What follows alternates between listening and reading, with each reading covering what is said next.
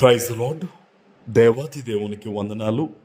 ప్రభు నామమున మీ అందరికీ నా ప్రత్యేకమైన వందనాలు, శుభాలు తెలియచేస్తున్నాను. మరి గమనించండి, ఈ నెల 6వ తారీఖున మనం పిల్లలకి భోజనాలు పెడుతూ ఉన్నాం. ఈ మంచి కార్యక్రమం నిమిత్తం ప్రార్థన చేయండి. ఈ దినము కొరకు ఏర్పాటు చేయబడిన దేవుని వాగ్దానము మత్తయి సువార్త 8వ అధ్యాయము 2-3 వచనాలు. కుష్ఠిరోగి వచ్చి ఆయనకు మ్రొక్కి, ప్రభువా, నీకిష్టమైతే నన్ను శుద్ధినిగా చేయగలవనెను. అందుకు ఆయన చెయ్యి చాపి వానిని ముట్టి, నాకిష్టమే, నీవు శుద్ధుడు కమ్మని చెప్పగా తక్షణమే వాని కుష్ఠి రోగము శుద్ధి ఆయను. దేవుని నామానికి మహిమ కలుగునుగాక.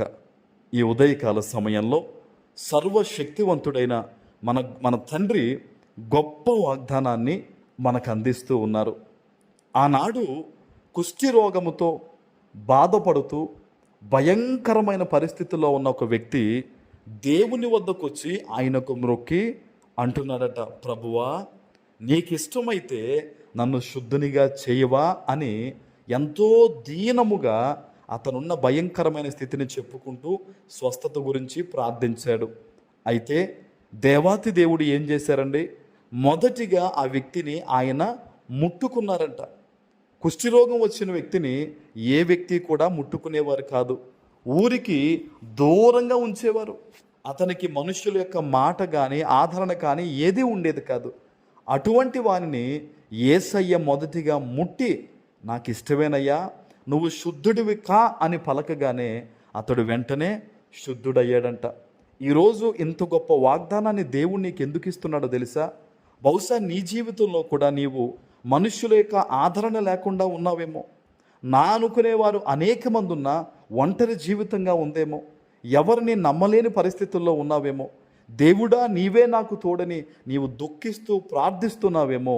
ఈరోజు దేవుడు నీకు ఒక మాట తెలియజేస్తూ ఉన్నాడు. ఆ వ్యక్తికి కావలసిన ఆదరణ ఇచ్చి శుద్ధి చేసిన దేవుడు ఈరోజు నీ ప్రార్థన ఆలకిస్తూ నీకు ఒక మాట చెప్తూ ఉన్నారు. ఆయన నీకు తోడుగా ఉంటాడు. ఆమేన్. నీ జీవితంలో, నీ కుటుంబంలో ఏదైతే నీకు కావలసిన ఆదరణ ఉందో అది దేవుడు నీకు దయచేస్తానని ఈ యొక్క వాగ్దానం ద్వారా ఈరోజు దేవుడు నీతో మాట్లాడుతున్నాడు. నీ పిల్లల కోసం అవ్వచ్చు, నీ భవిష్యత్తు కోసం అవ్వచ్చు, మరి దేని గురించి నువ్వు ప్రార్థన చేస్తున్నావో నీకు కావలసిన ఆదరణ దేవుడు దయచేస్తానని ఈరోజు ఈ వాగ్దానం ద్వారా ఆయన నీతో మాట్లాడుతూ ఉన్నారు. హల్లెలూయా.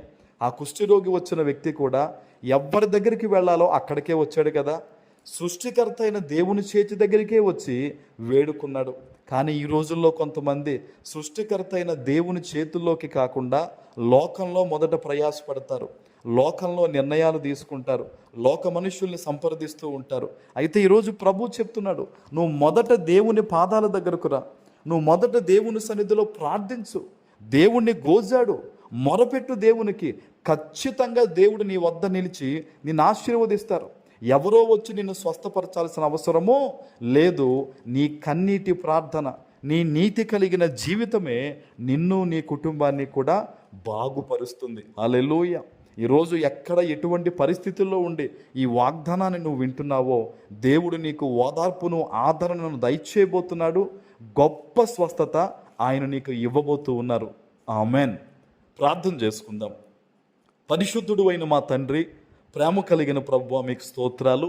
ఈ ఉదయకాల సమయంలో మీరిచ్చిన గొప్ప వాగ్దానము ప్రతి బిడ్డ జీవితంలో నెరవేర్చి స్థిరపరచమని యేసు నామమున ప్రార్థిస్తున్నాను తండ్రి. ఆమెన్.